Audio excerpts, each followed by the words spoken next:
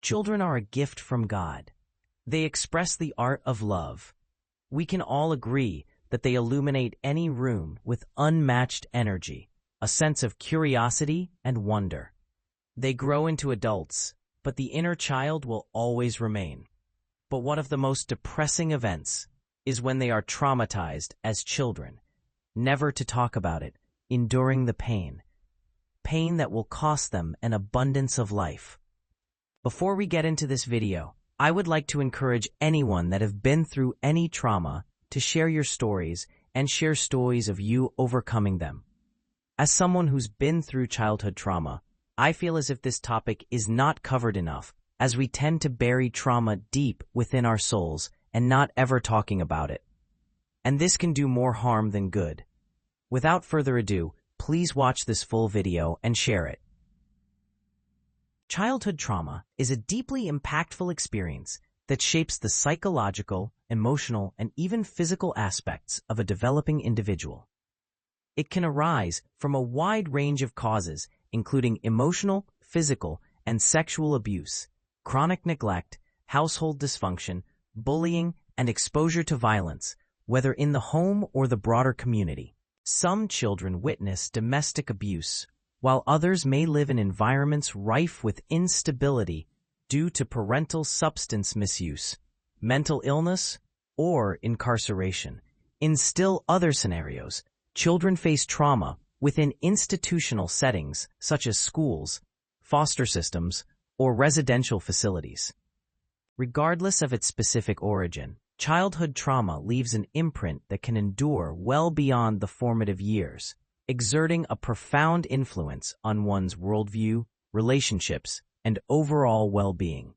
The concept of trauma in psychological discussions centers not only on the nature of the adverse event, but also on the child's subjective response, the extent to which an experience overwhelms their ability to cope or feel safe.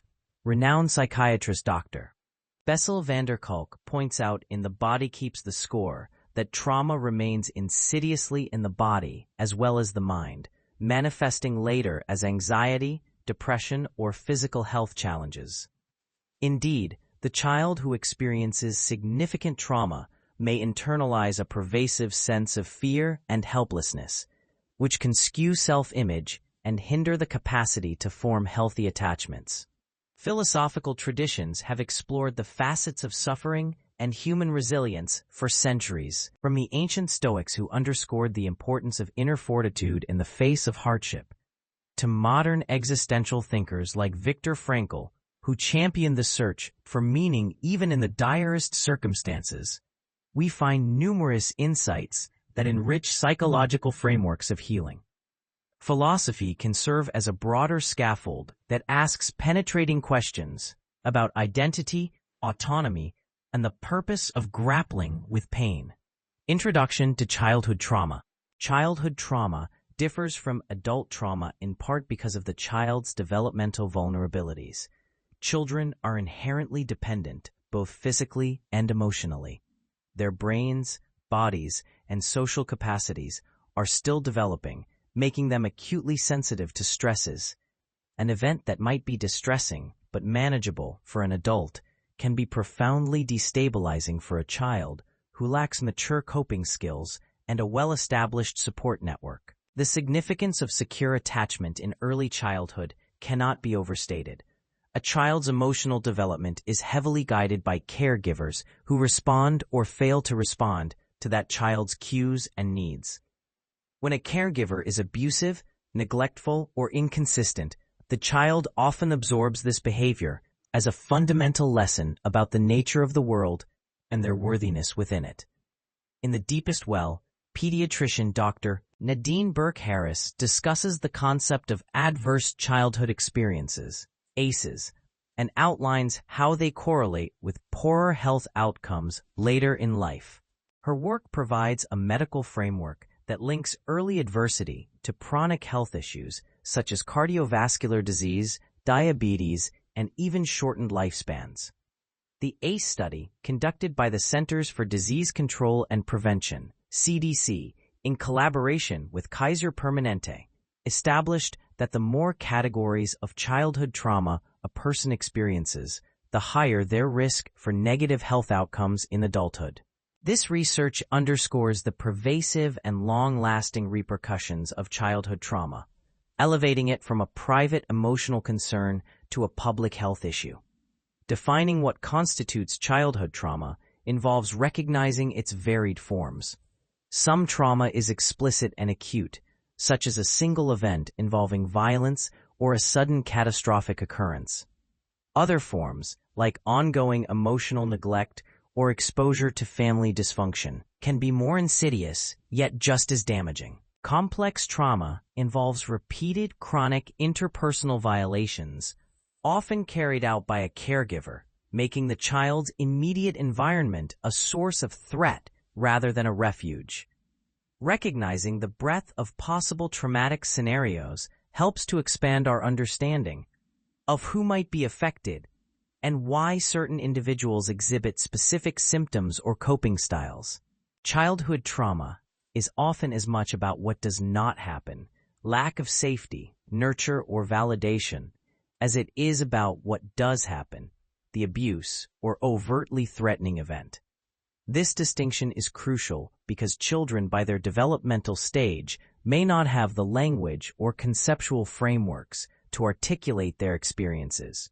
They rely on nonverbal cues, emotional resonance with caregivers, and implicit lessons about safety and love. When these lessons revolve around fear, unpredictability, or indifference, children can develop maladaptive strategies that color the rest of their lives if unrest. Psychological perspectives on childhood trauma. Attachment theory, formulated by John Bowlby and built upon by Mary Ainsworth, provides one of the clearest lenses for understanding the impact of childhood trauma. Bowlby posited that infants have an innate drive to form an emotional bond with a primary caregiver, and the security of this bond sets the stage for all future relational patterns. Ainsworth's senile strange situation experiments categorize these patterns into secure attachment, anxious ambivalent attachment, and anxious avoidant attachment. And later, the concept of disorganized attachment was introduced. Children who experience trauma, particularly if their caregiver is the source of it, may develop disorganized attachment characterized by contradictory or chaotic behaviors in the face of caregiving.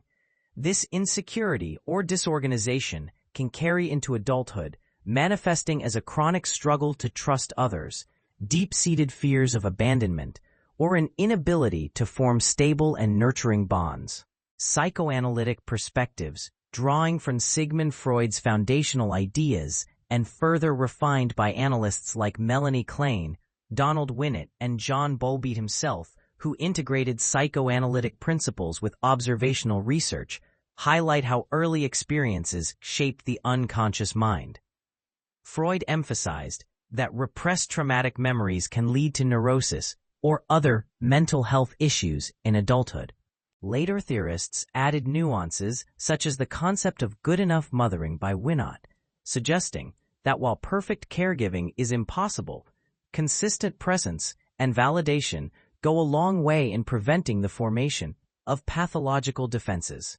Childhood trauma in these views can lead children to employ defense mechanisms like splitting, repression, or dissociation, which may evolve into entrenched patterns if left unexamined. From a behaviorist perspective, trauma can condition a child to associate certain stimuli, sounds, expressions, phrases with danger, leading them to adopt avoidance or aggressive behaviors that might have been adaptive in a hostile home environment but become maladaptive in more benign settings later on. For instance, a child who learns that any display of vulnerability is met with punishment may carry an entrenched belief that showing emotions is unsafe, leading to emotional numbness in adult life. Cognitive behavioral perspectives associated with Aaron Beck and later refined in trauma-focused cognitive behavioral therapy, TFCBT, suggest that trauma distorts core beliefs about the self, the world, and the future. A child who is repeatedly neglected or verbally abused might internalize a belief that they are unlovable or inherently flawed. Over time, such beliefs turn into self-fulfilling prophecies, shaping how the individual interprets new experiences. Retraining these cognitive filters, often by identifying and challenging negative automatic thoughts, is a central focus of many therapeutic approaches targeting adult survivors of childhood trauma. The neurobiological lens has gained prominence in recent decades. Research by experts like Dr. Martin Tika has demonstrated how prolonged exposure to stress hormones can alter the developing. Chronic stress can also disrupt the hypothalamic pituitary adrenal HPA axis, leading to hormonal imbalances that fuel anxiety, depression, and other conditions.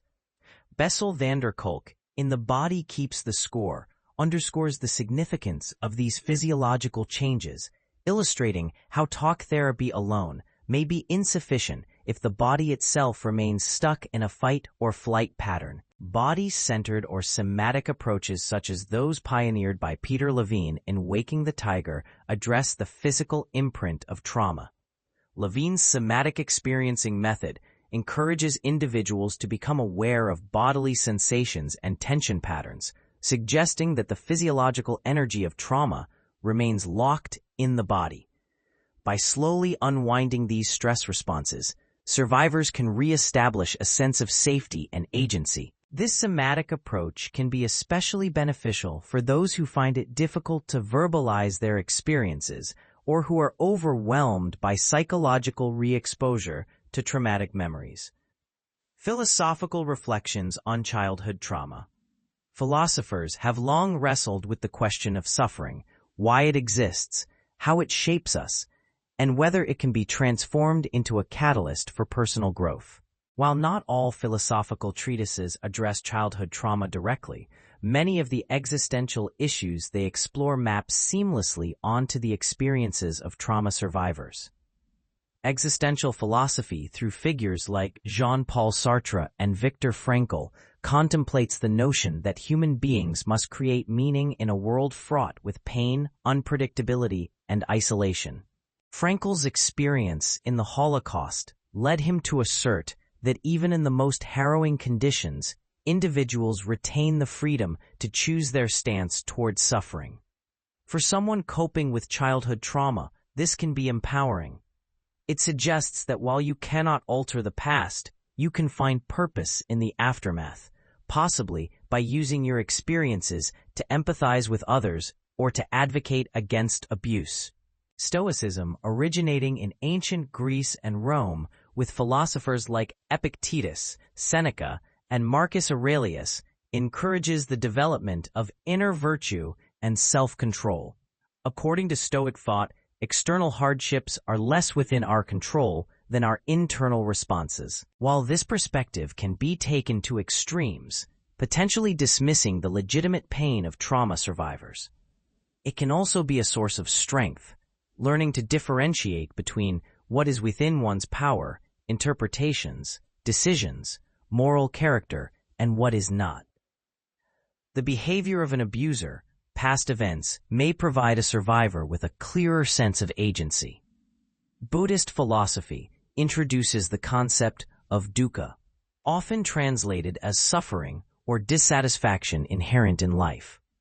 The Four Noble Truths identify suffering's causes, clinging, ignorance, and aversion, and propose a path to reduce it through mindful awareness and ethical conduct. For trauma survivors, mindfulness practices such as those presented in many modern therapeutic modalities can help cultivate a non-judgmental observation of intrusive thoughts and painful sensations. Over time, the shift in perspective can lessen the intensity of traumatic triggers and related emotional turmoil. The question of personal identity is also relevant to childhood trauma. British philosopher John Locke claimed that selfhood arises from the continuity of consciousness and memory leads to a quandary if traumatic memories are repressed or fragmented. Meanwhile, more contemporary philosophers might focus on how power dynamics, social injustice, and interpersonal ethics contribute to traumatic experiences.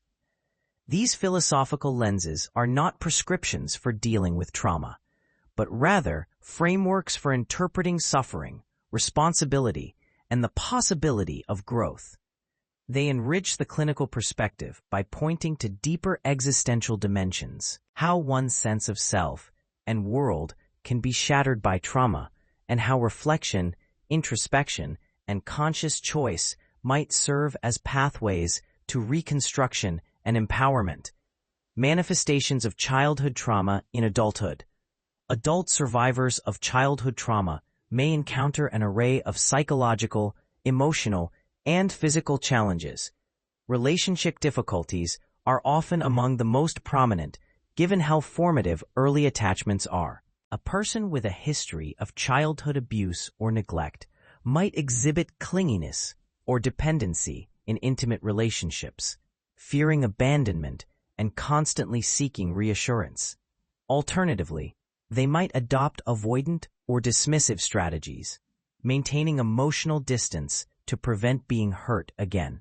The disorganized attachment style, in which a person vacillates between craving closeness and then pushing it away, can lead to tumultuous partnerships in adulthood.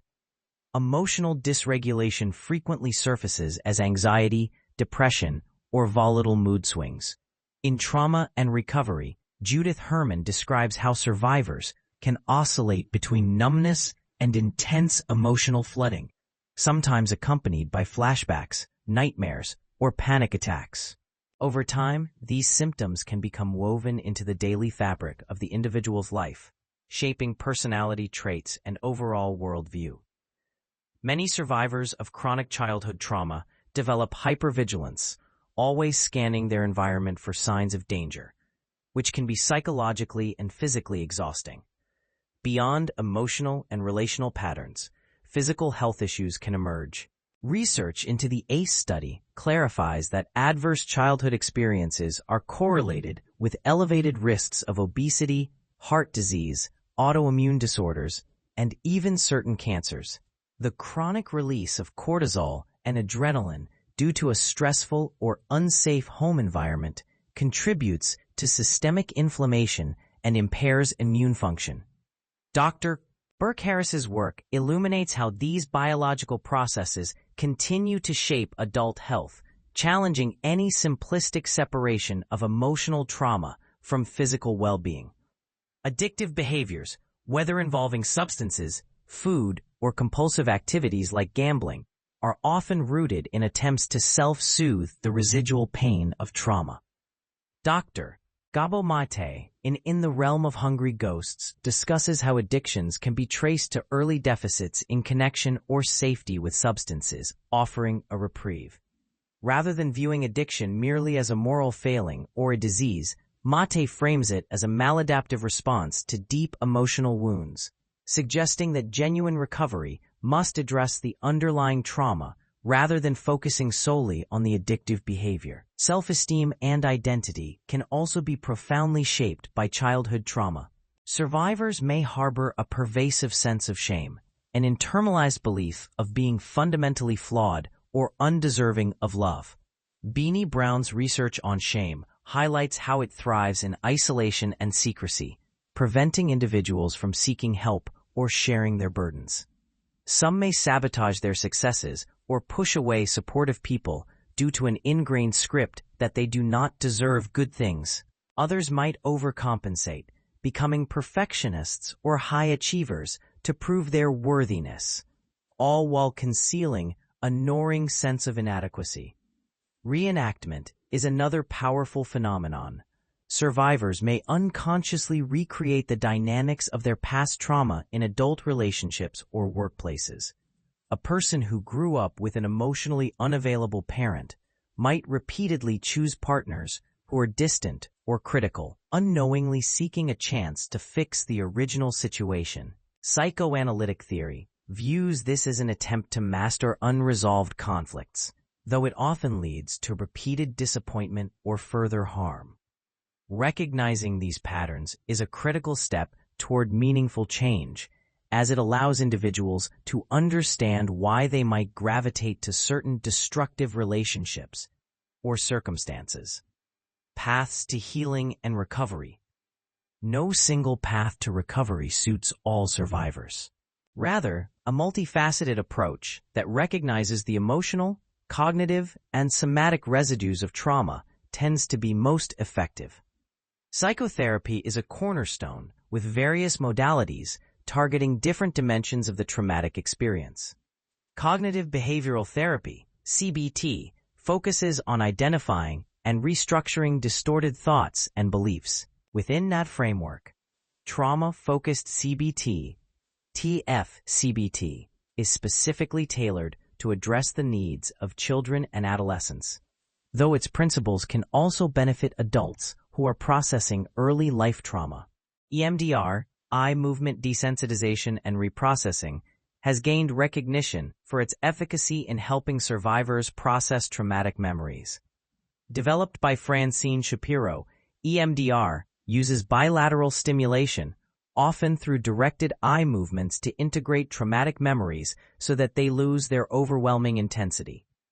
One of the advantages of EMDR is that it does not always require the survivor to narrate the full details of the trauma repeatedly. The process can unfold more internally, with the therapist guiding the client through specific protocols.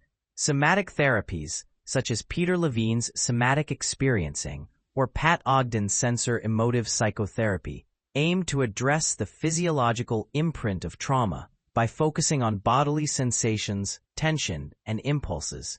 These approaches help survivors gradually release trapped energy from past threats. Techniques might include breathwork, gentle movements, or guided awareness of sensations, providing a sense of safety and reconnection to the body.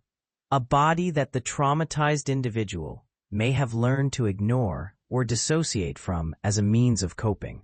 Internal Family Systems, IFS, created by Richard Schwartz, treats the psyche as an internal family of parts, each with distinct emotions, beliefs, and roles. Childhood trauma may cause certain parts to become exiled, carrying intense shame or fear, while other parts take on protective or managerial roles such as anger or perfectionism. The goal of IFS therapy is to cultivate the self, a state of compassionate awareness, so that these wounded parts can be understood and integrated, rather than repressed or battled against. Pharmacological intervention is sometimes necessary, especially when survivors grapple with severe anxiety, depression, or PTSD symptoms that interfere with daily functioning. Selective serotonin reuptake inhibitors, SSRIs, or other classes of medication can stabilize mood and anxiety to a degree that allows deeper therapeutic work to proceed.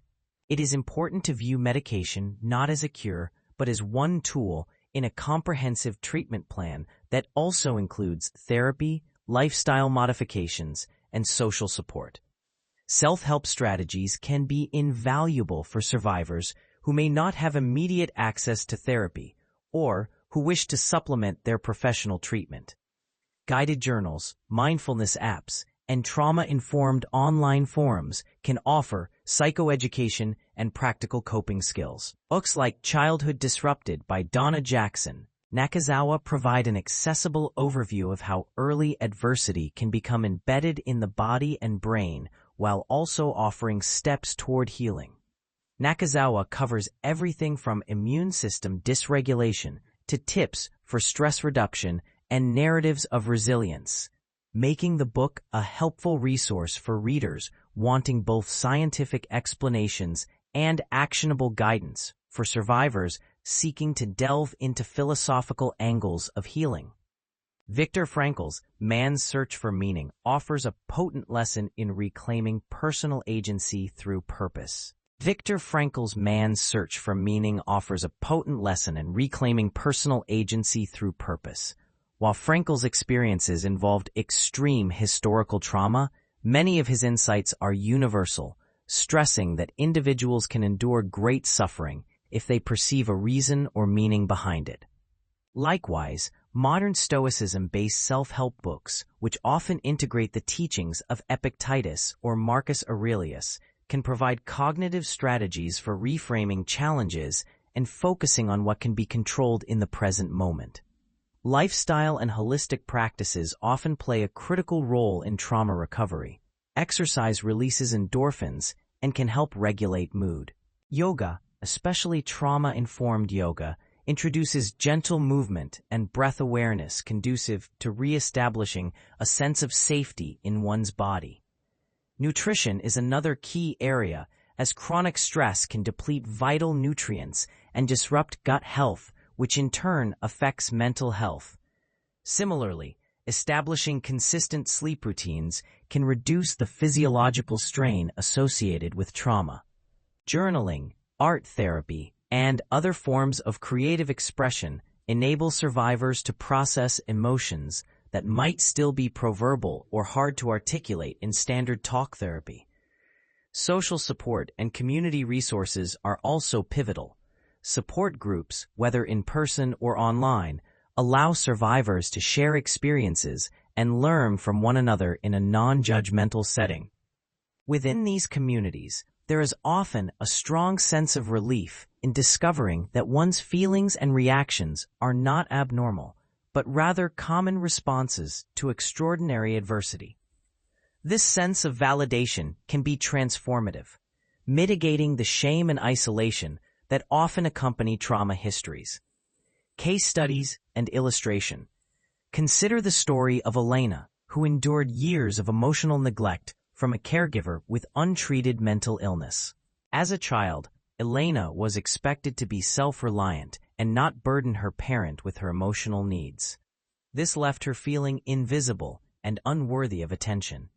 In adulthood, Elena began to recognize that she oscillated between intense loneliness and the impulse to withdraw from any form of intimacy. Reading The Body Keeps the Score illuminated how her childhood environment led to hypervigilance and disconnection. She discovered a local therapist trained in somatic experiencing, finding that focusing on her body's sensations helped her access grief and anger she had long suppressed. Over time, Elena also joined a mindfulness meditation group where she cultivated self-compassion and learned to stay present with difficult emotions. Combining these interventions with journaling recommended by her therapist allowed Elena to rewrite the narrative of her childhood, separating her self-worth from the neglect she experienced. Gradually, she found healthier ways to engage in relationships, ultimately forging more secure attachments in her adult life. A different illustration might be Jacob, who lived through physical abuse in a chaotic home. As an adult, he grappled with an explosive temper and impulsive outbursts, particularly under stress. Cognitive behavioral therapy helped Jacob identify the triggers and underlying beliefs fueling his rage, that the world was fundamentally hostile, and that aggression was necessary for self-protection. He also explored EMDR with a trauma-informed specialist, processing painful memories of childhood beatings in a way that lessened their visceral hold on him.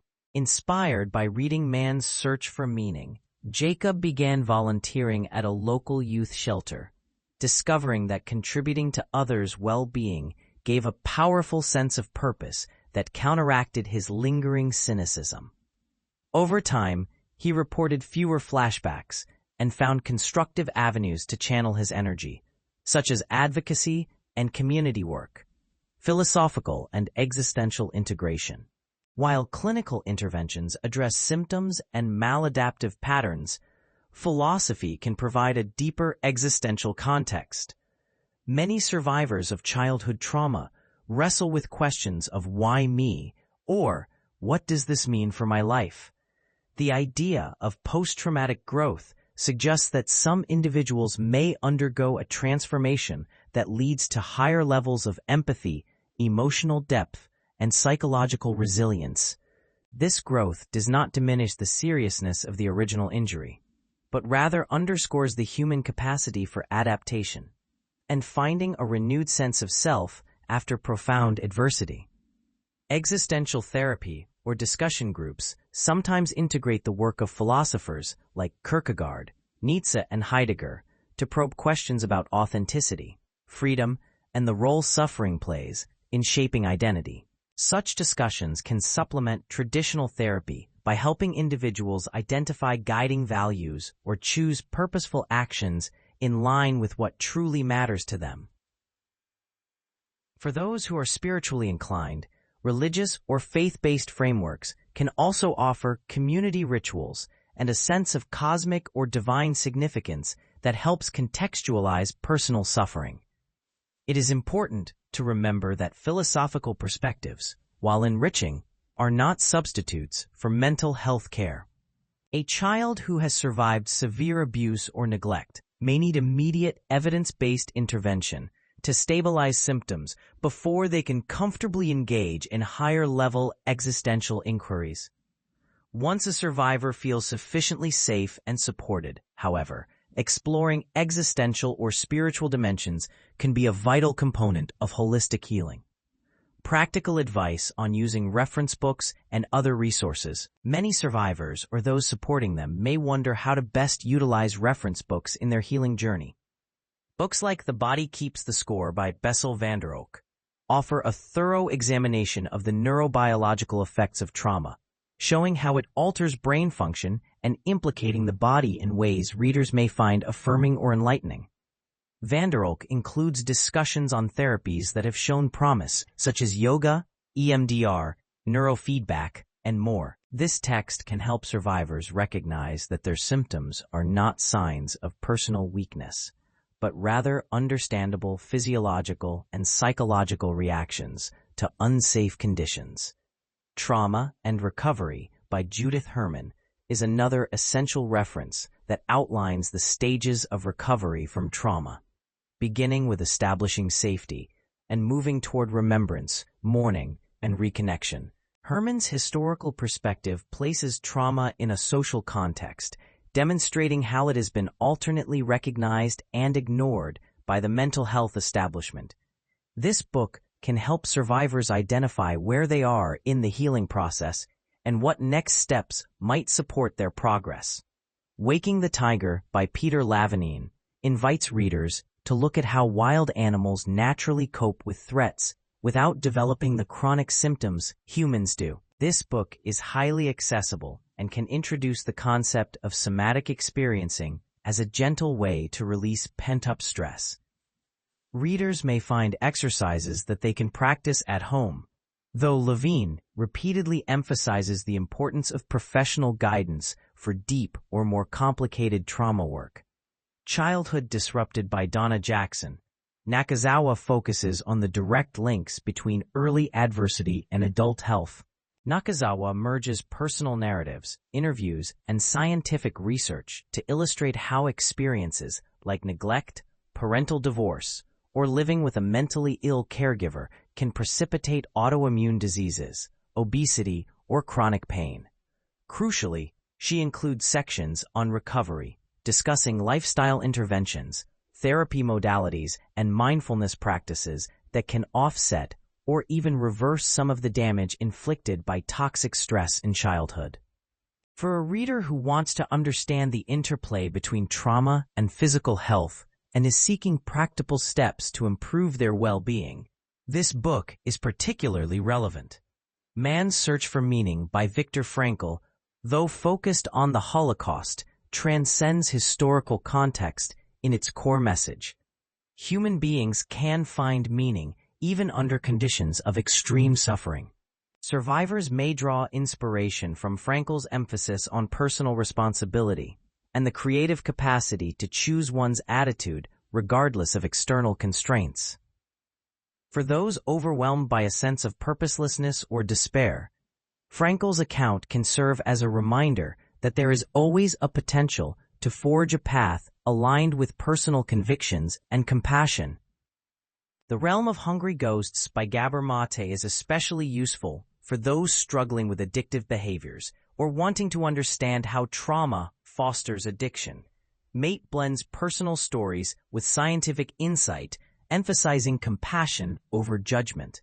This perspective can be especially validating for individuals who have been harshly judged for substance dependence without anyone acknowledging the traumatic roots that may underlie it. When engaging with these texts, it can be valuable to pace the reading, especially for those whose trauma is severe. Survivors may encounter triggers or emotional flashbacks. Setting aside time to process emotional responses, possibly discussing insights with a therapist or supportive friend, can make the experience more beneficial. Journaling, highlighting significant passages, and noting questions to bring to therapy sessions can deepen the impact of these books. Additionally, considering that trauma often isolates individuals, reading and discussing these works in a group or with a trusted confidant can help mitigate loneliness and shame. Long-term integration and hope. Healing from childhood trauma is not a linear journey with a clear endpoint. Many survivors find that layers of trauma unfold over time, with new memories or realizations emerging at unexpected moments.